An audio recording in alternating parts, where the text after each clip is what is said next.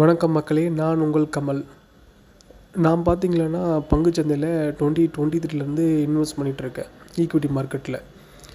நான் ஒரு சில ப்ராஃபிட்டான ஸ்டாக்ஸ் எல்லாம் பார்த்திங்கன்னா அவசரப்பட்டு சரியான புரிதல் இல்லாமல் சேல் பண்ணிட்டேன். ஸோ ப்ராஃபிட்டான ஸ்டாக்ஸ் எல்லாமே ப்ராஃபிட் புக் பண்ணி வெளியே வந்துட்டேன்.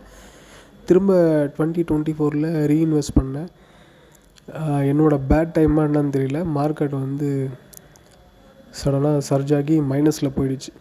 எவ்வளோ மைனஸில் போச்சுன்னு பார்த்தீங்கன்னா ஆல்மோஸ்ட் ஒரு 1 lakh கிட்ட மைனஸில் போயிடுச்சு.